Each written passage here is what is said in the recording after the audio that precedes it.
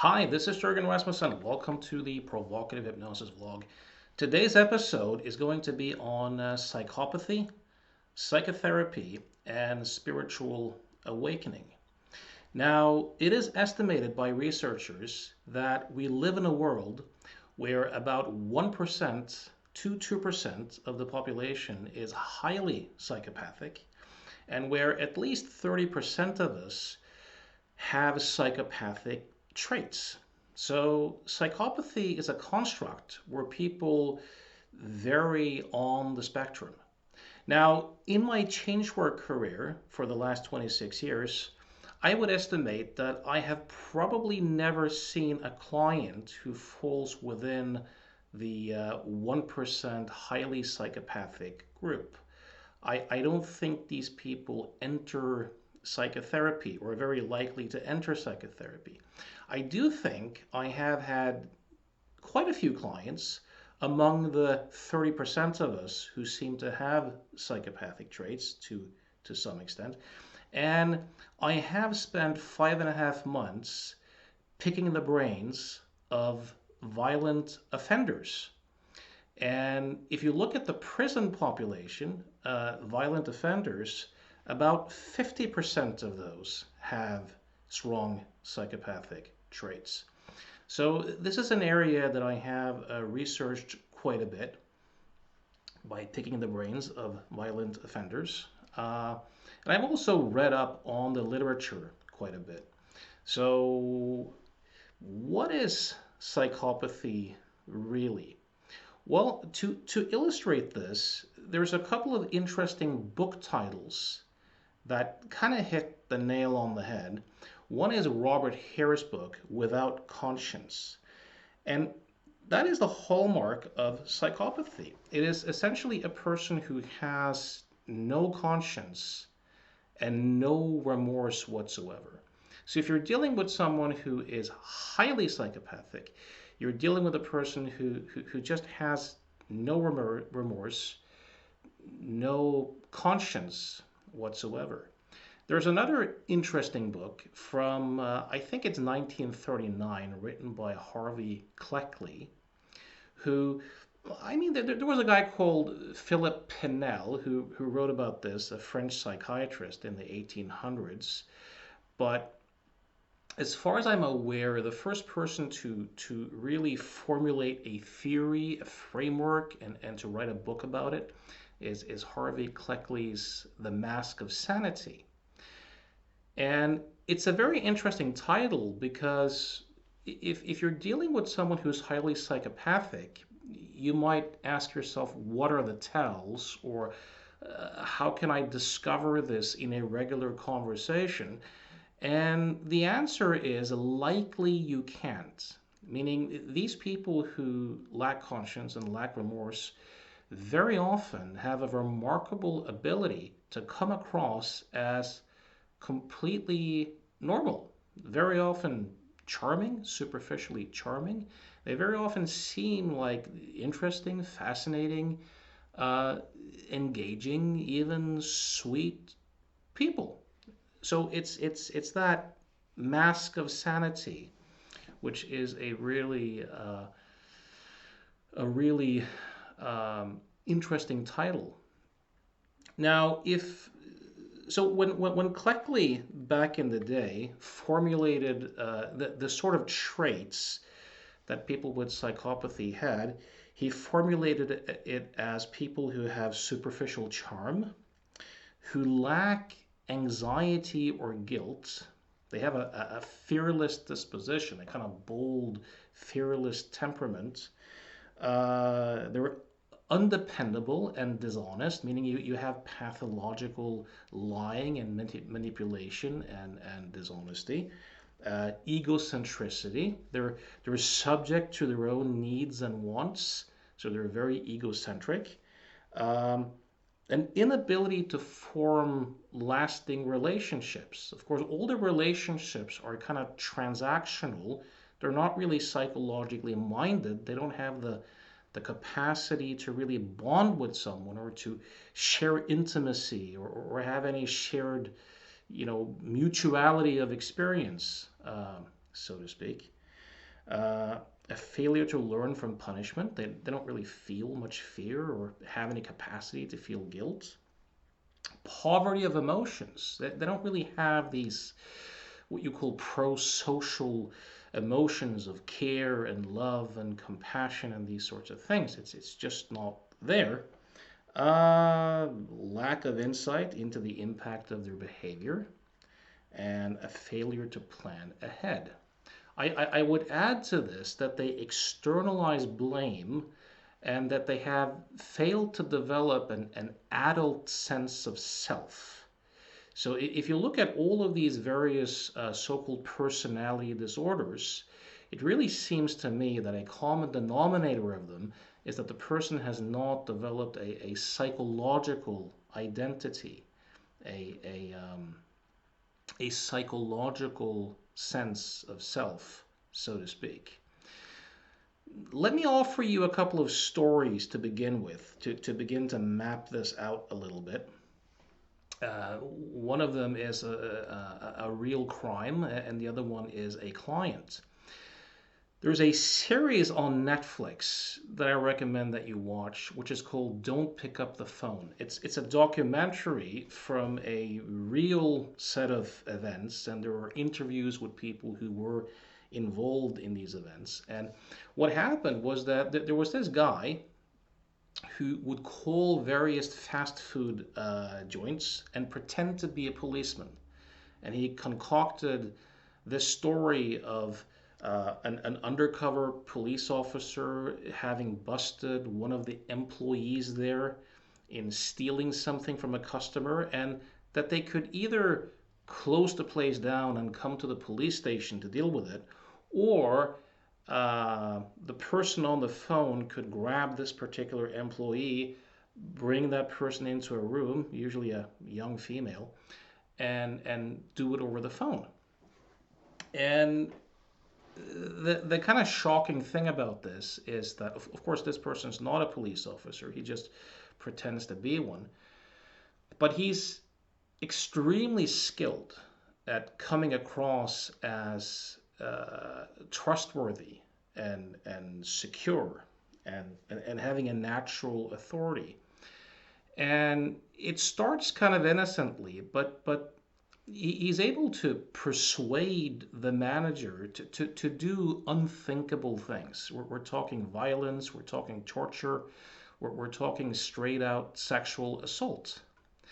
And what was so shocking about this, it's like a real life Milgram experiment, if you're familiar with the obedience experiments in psychology from the 60s, done by Stanley Milgram.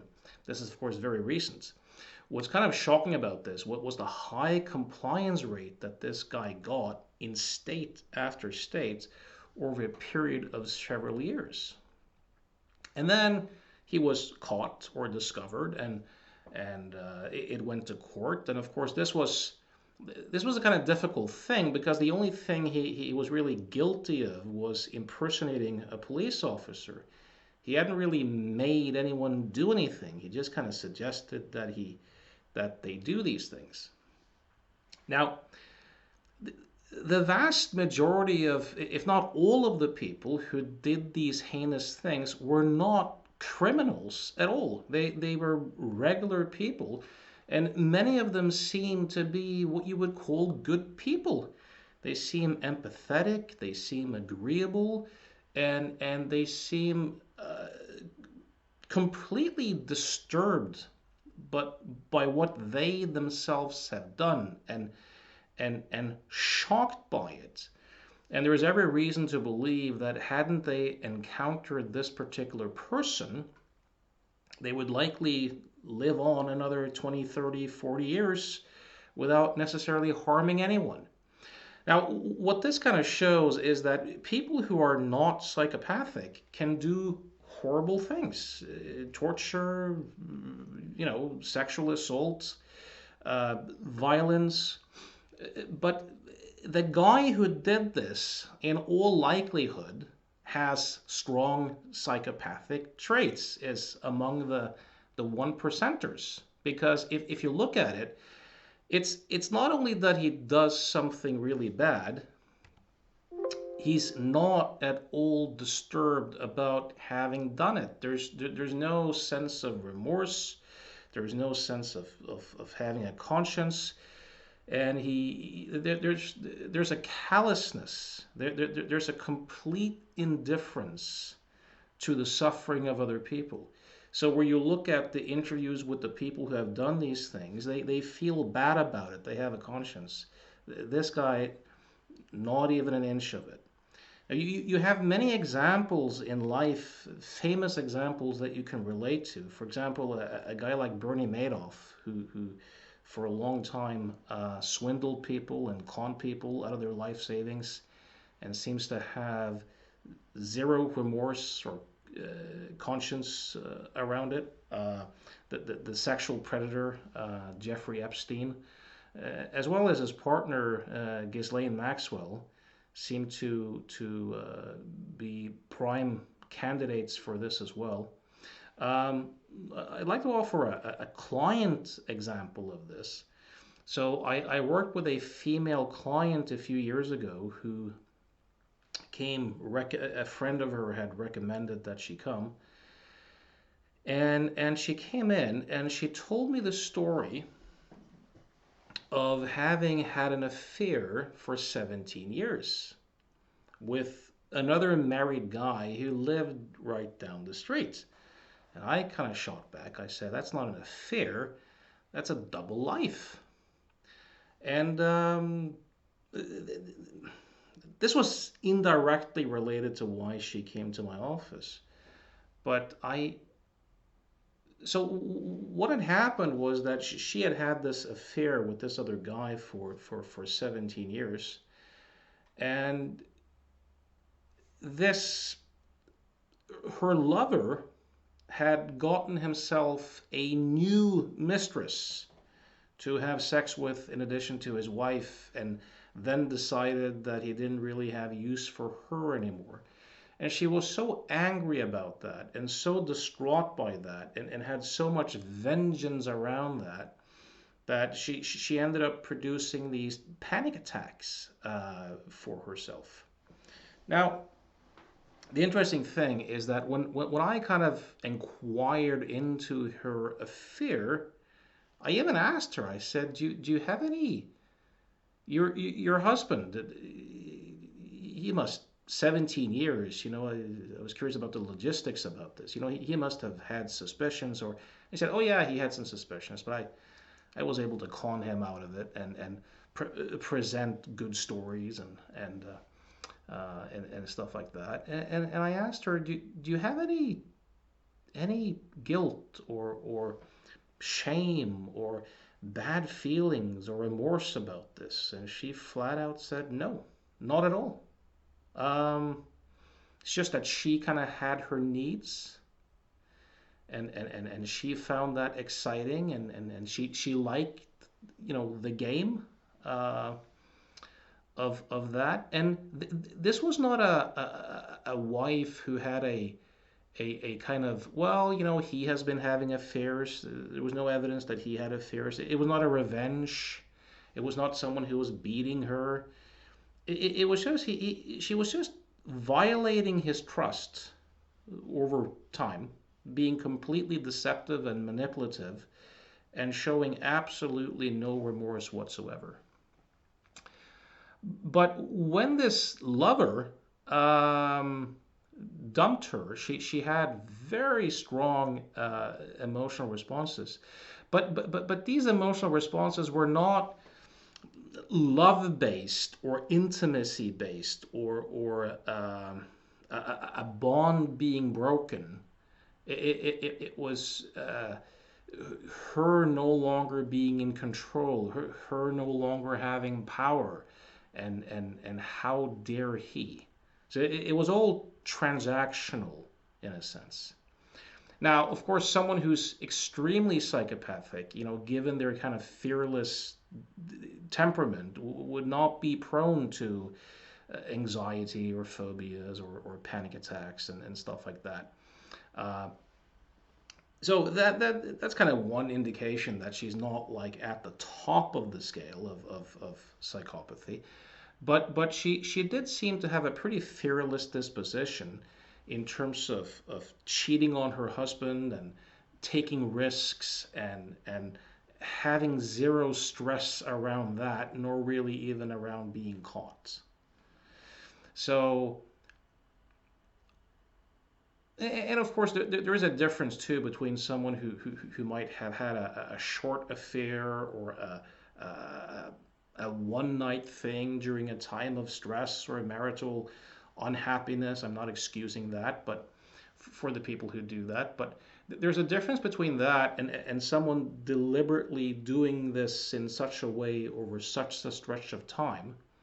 And there's a lot of people who have cheated on their partners who feel bad about it internally, versus a person like this, of course, feels does not feel bad whatsoever. So at the level of personality, the people who are psychopathic seem to share kind of three main things in addition to the lack of conscience and remorse. It's the callousness. There's a callous, insensitive, cold orientation where they are completely indifferent to the suffering of other people. And quite often, these sorts of traits can be detected even in kids as young as 2 to 4 years old. They might not keep eye contact. They don't want to be hugged. They reject any attempt at affection. They don't really respond to other people's suffering at all. Now, let me say this: the fact that someone may not respond to the suffering of a particular individual does not mean that they're psychopathic. If someone doesn't identify with someone, or perhaps they don't like someone, or but we're talking about someone who's callous to the extent that the ability to have those emotions aren't there, right?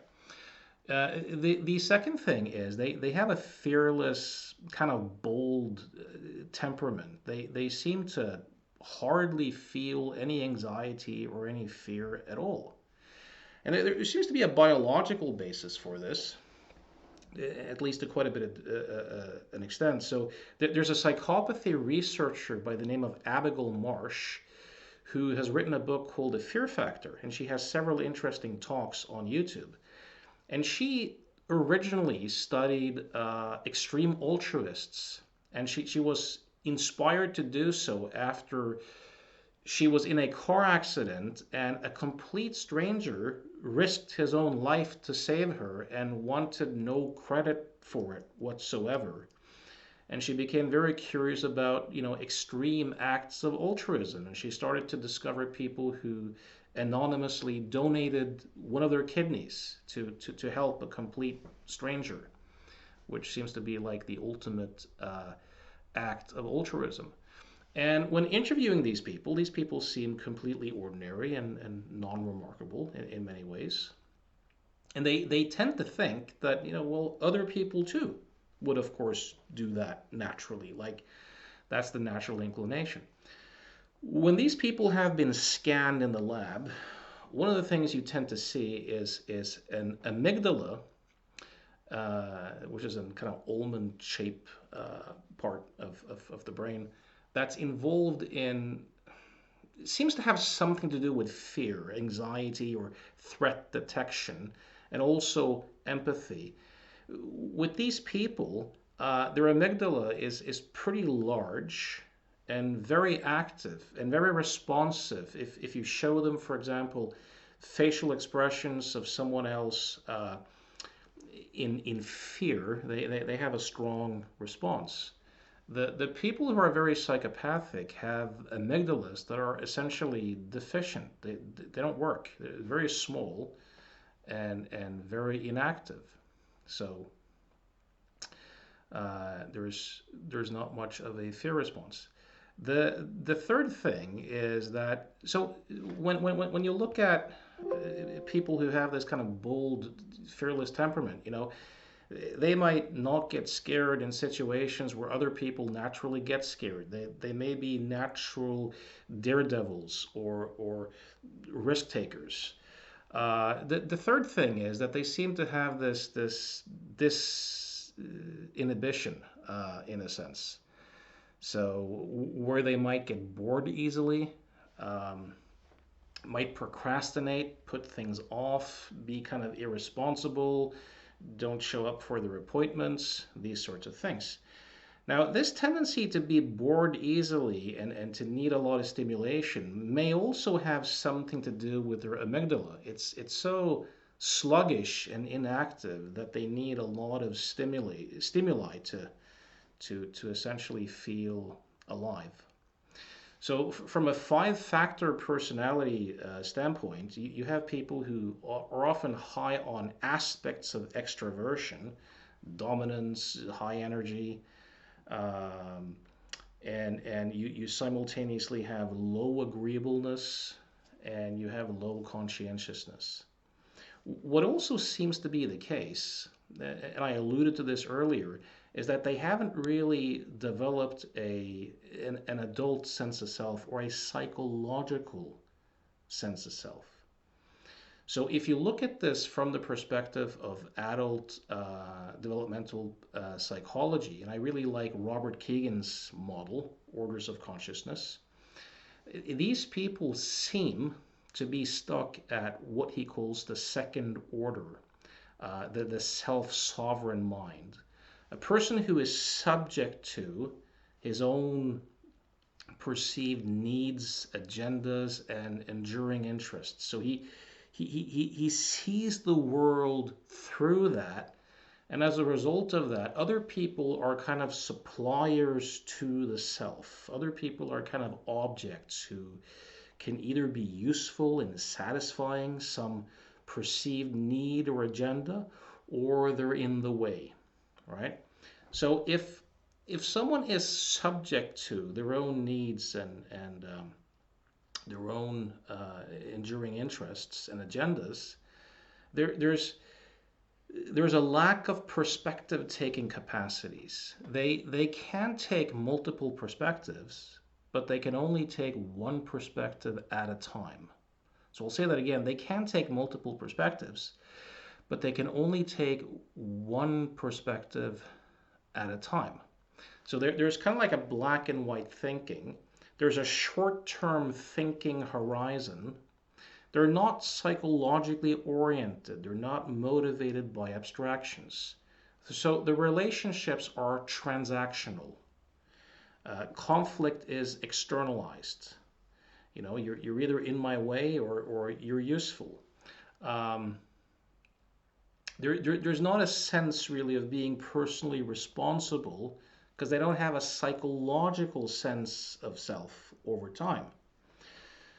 And there's an impulsivity in the sense of often not thinking things through, failure to plan ahead, failure to really consider consequences. So if you're familiar with spiral dynamics or the work of the late Clare Graves, he talked about the CP system or the red V meme, which is an orientation of I'm going to express myself and to hell with you. It's this hedonistic, in the moment, sensory pleasure, kind of irresponsible, transactional uh, orientation to life, a sense of opportunism, exploitative, manipulative. Now, think about what you would need to have in terms of structural capacities to be personally responsible in the way we kind of expect of an adult. You would have to have the ability to hold two perspectives simultaneously, not one at a time, but simultaneously. So you would need to be able to coordinate what I want right now with an image of what I want in the future, and to experience them together simultaneously. You need to have that structural capacity to have a sense of personal responsibility.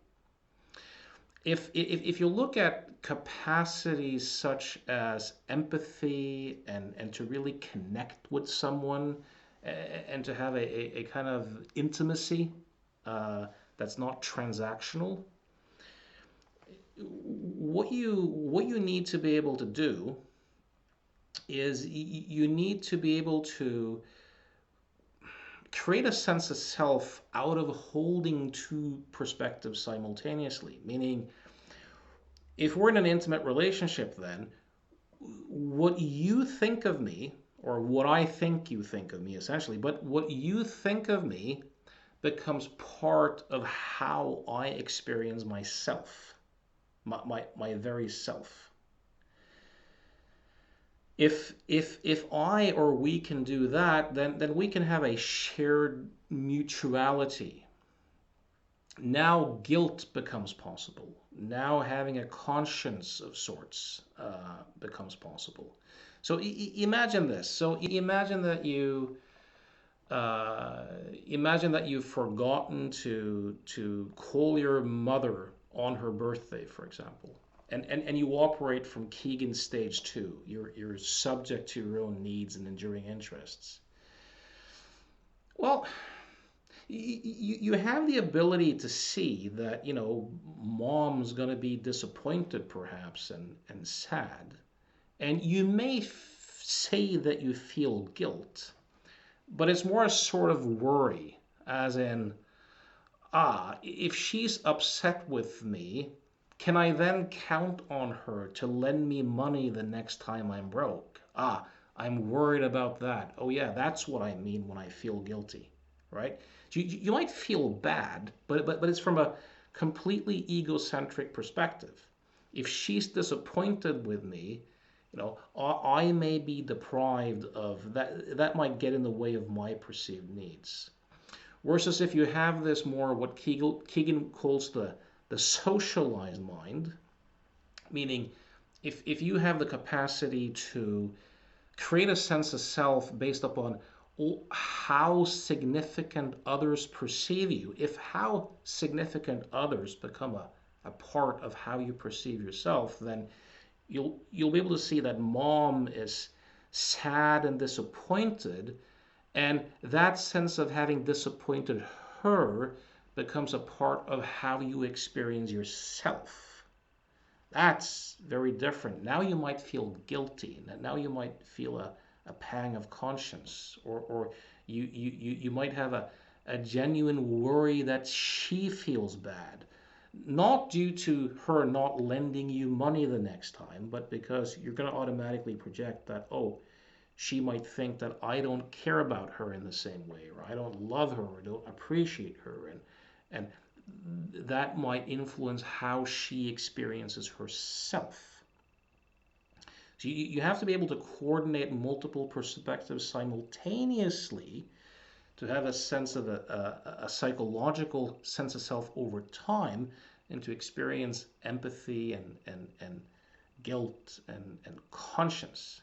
Now, of course, this isn't completely accurate, because even kids can experience some sense of empathy with a family member who's suffering, or a dog that might be sick or something like that. It's this emotional resonance, but a more like interpersonal shared mutuality, right?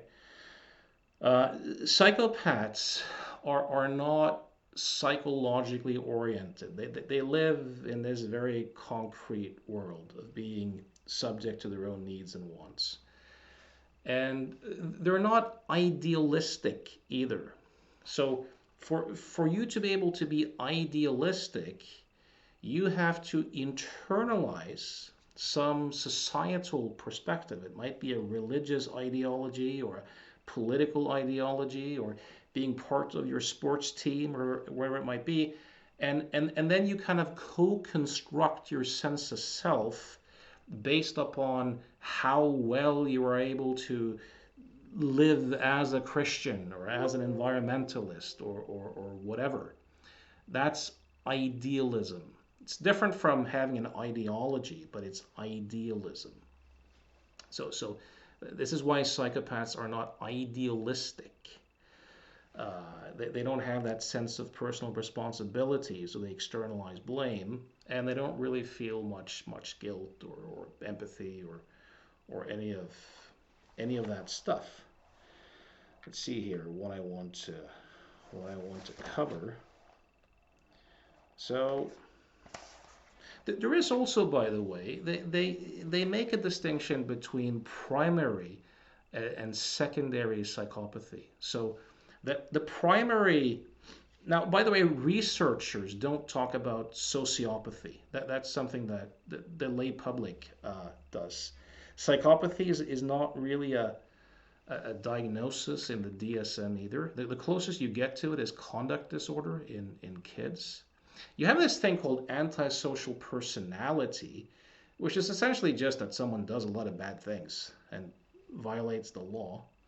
But it doesn't really capture these personality tendencies too much. So in primary psychopathy, you kind of have this pure form that I just mentioned. The secondary psychopathy, um, and the reason why some people sometimes refer to it as sociopathy, seems to be more this reckless, impulsive, uh, petty crime type. The person who gets into bar fights and does drunken driving all the time and petty crimes, and this person might actually feel uh, some guilt or some remorse. They're just emotionally dysregulated, so they're not able to quite access it. They might even feel these people might feel fear and anxiety. And the kind of primary psychopathy is more this version of a person who does not seem to feel those things pretty much at all. So, in terms of psychotherapy and risk factors and meditation and spiritual awakening, which we're getting to in a little bit, um, this seems to be like a to a large extent like a brain-based deficiency or disorder to at least to some extent. Um, you can read books like James Fallon's The Psychopath Inside, where he talks a lot about like the neural signature of psychopaths. Uh, Simon Baron Cohen writes quite a bit about like the neurological and brain-based basis for psychopathy in his book The Science of Evil. You can check out sources like that. You have Abigail Marsh's book The Fear Factor that kind of goes into this thing with the amygdala and the insula and those sorts of things. Um, there seems to be a strong genetic component to psychopathy. It seems to run in families.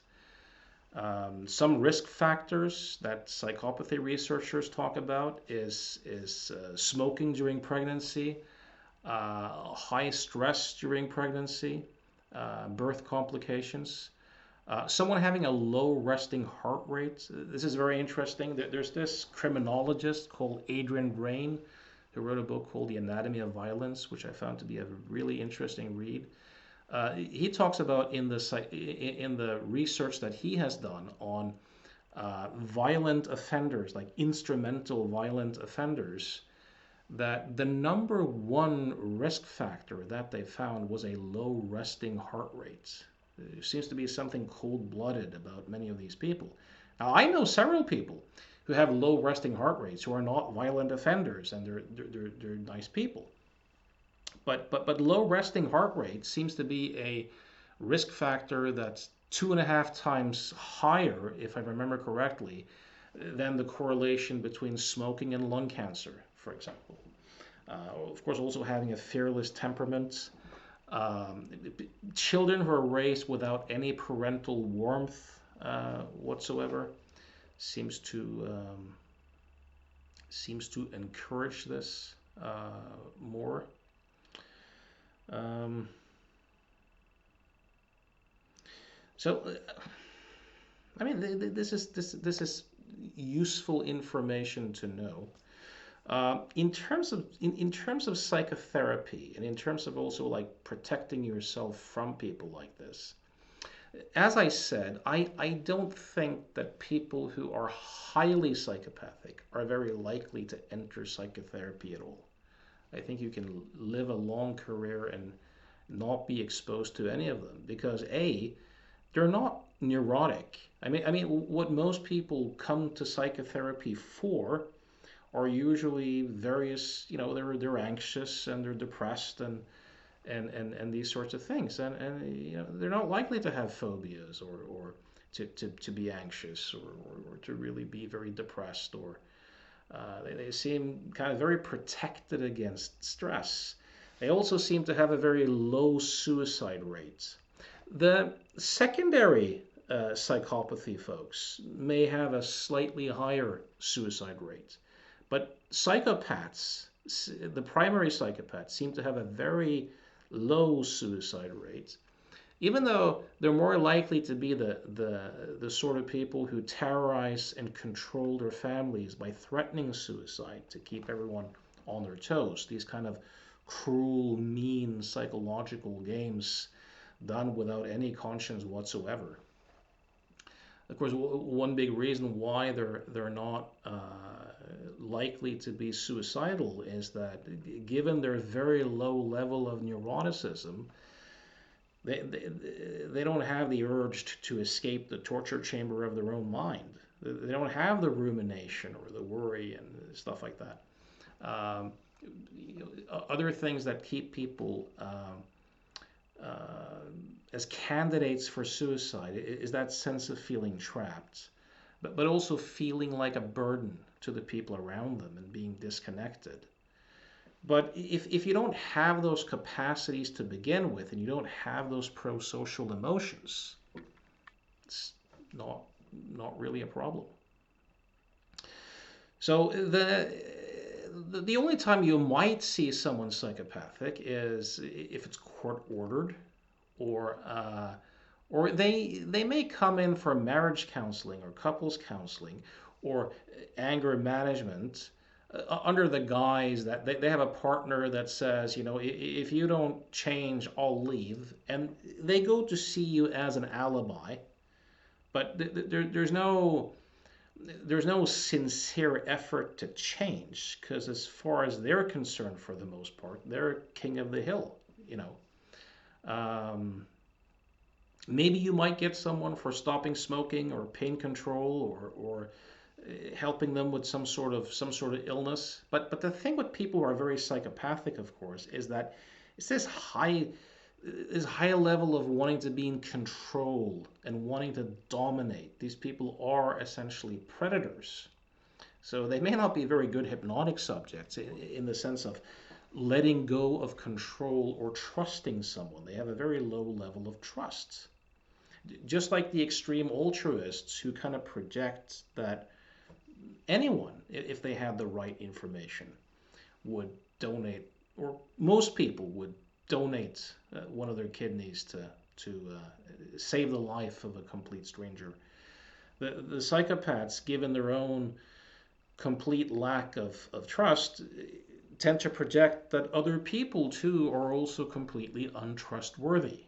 If you listen to interviews with people like Ted Bundy, the serial killer who was obviously extremely psychopathic and sadistic, he essentially viewed himself as a regular guy and had the thought that other people are just pretending when they talk about caring about other people and feeling other people's pain and these sorts of things. That they're just essentially pretending. And of course, that would be the natural thing to do, to project that if you operate from that place yourself. Now, but what you might get though, I mean, if I were to create a term for psychopathy, I would say a person who acts like a government appointed bureaucrat on his or her own behalf. Like if you've ever dealt with the IRS or any bureaucracy or the states, these bureaucrats are very often, they don't see your individuality. They don't have any care or compassion or any sense of justice or anything like that. They're just being paid. They're doing their job. They're part of the machinery. So of course, if you act that way and you live that way on part of a government, a state, that's completely okay. But if you were to do that on your own behalf, um, it's completely unacceptable, right? So let's say that you and I and a couple of other people started rolling up to people in the neighborhood and we said, look, if you want to pass here, you have to pay us a special tax and we'll protect you. And if you didn't do it, we would beat people up and threaten them and stuff like that. That would be, and we didn't feel bad about doing it even, that would be considered psychopathic. But if a team of bureaucrats force you to pay taxes to support things that go against your own conscience, or they impose their visions on you, even if they go against your own deeply held convictions, and they force you to pay for the consequences, um, or they just invent something like if you bought your own house, you own your house, they say, look, for you to live there, you have to pay property tax. And if you don't do so, off to jail with you. In my view, the state operates as kind of a psychopathic entity, and its bureaucrats, to the extent that they do this with no conscience whatsoever, seems kind of psychopathic. Now, of course, now you know my political orientations. And of course, these other people might have political orientations where they think that what they're doing is the empathetic and good thing, and where my more libertarian views seem um, completely psychopathic. But in terms of therapy, what you probably will get is quite a few of the kind of 30% of us who have at least some psychopathic traits. And I mean, even in regular life, people act with lack of remorse, lack of conscience, lack of empathy a lot of the time. Empathy, by the way, is a very selective emotion. It tends to be reserved for people we identify with and who are part of our tribe. And people who are irresponsible and immature, for example, from time to time, people might call to book an appointment. They don't show up. They don't alert me. They don't offer to pay after the fact. Regular people can do these sorts of things and seemingly not feel bad about it, right? But there is a difference between someone operating at a early stage of psychological development, or someone being on substance abuse, or them being in so much emotional turmoil that they're not able to see anything outside of themselves in the moment, and someone who just doesn't have the capacities to kind of be pro-social or to have a conscience. So what I think you might get in psychotherapy from time to time is you might get someone who has. So I mean, if someone's really psychopathic or strongly psychopathic, I don't think there's much hope that these people will change. And there is some evidence that psychotherapy often makes these people worse, especially in the prison population, because they just get better at manipulating. It just becomes another tool to get something over on people. But if someone is more in the kind of low psychopathic range, low to medium, then I think, especially if they have some intelligence going on, that some of them reach a point where they've burned through relationship after relationship. Their life is not working out the way they want, and they reach a pain point where they kind of go, I can't go on like this. Like this is not working for me. Like my operating system or my way of being in the world is not working for me. I could use some help. And I think in instances like that, you can help teach them skills, encourage them to do new things that may serve their own needs, perceived needs, in a better way that might even be useful to other people. So, for example, you have the story of Andy McNabb, who was a SAS soldier, a war hero, who's become a successful author. He's a diagnosed psychopath, and he was essentially given the choice prison or the army, and in the army he was able to use that ruthlessness, that fearlessness, that thrill-seeking, risk-taking, not feeling fear much, being able to kill without it worrying him much. He became a war hero, right? In that particular context, it seemed as if those capacities served him when they were regulated at the right level.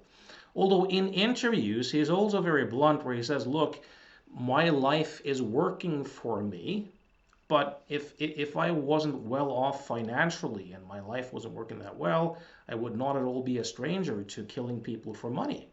It's just, is it enticing for me? Is it exciting for me? Does it have a benefit for me? And if you listen to interviews with him, he gets interviewed on stuff like grief, and you can see very clearly that it just doesn't go there in sense of emotion.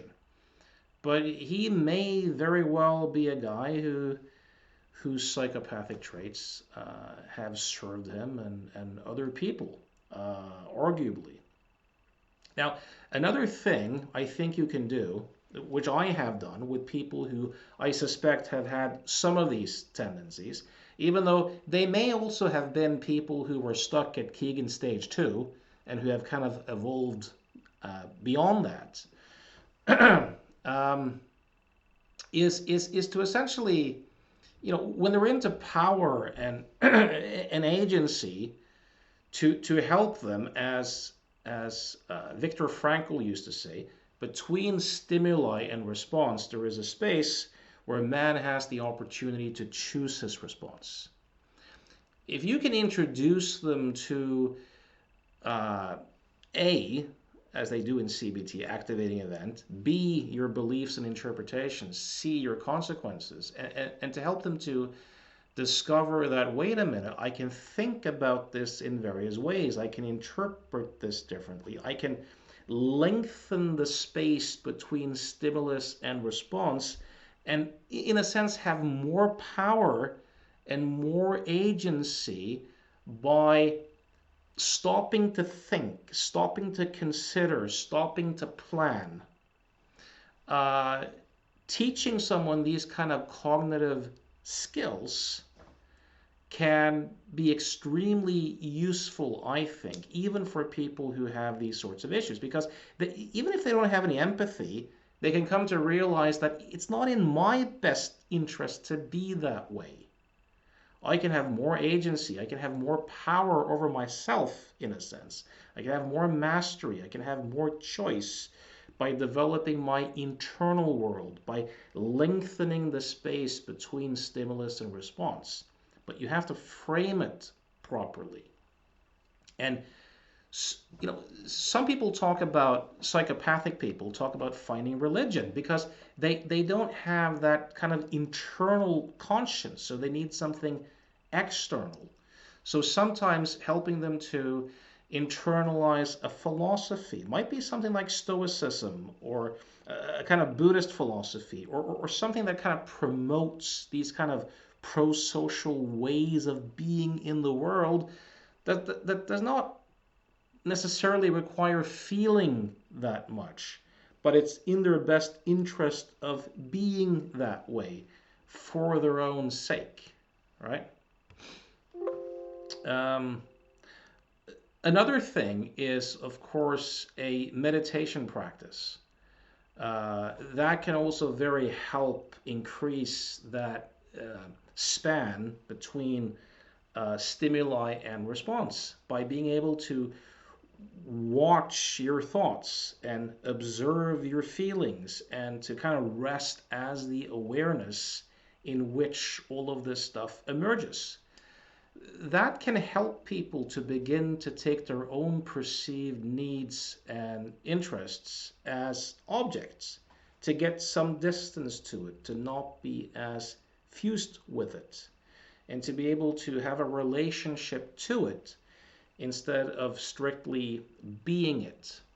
There's a diagnosed psychopath who calls herself M.E. Thomas, who's a law professor, who has a YouTube channel, and if you search for the video, if you search for M.E. Thomas psychopath and meditation, you will find an interview with an Asian woman who's a scientist who also was a diagnosed psychopath, who claims that her life has completely changed through meditation and through a spiritual awakening. So there might be some hope there, but it also might also just be a show that they're putting on, for all that you know. The thing is, with meditation, I mean, if you look at certain spiritual communities, quite a few people who are leaders of cults and sects and stuff like that probably have strong psychopathic traits. And some people with strong psychopathic traits may also have had meditative insights, spiritual insights into the nature of their being.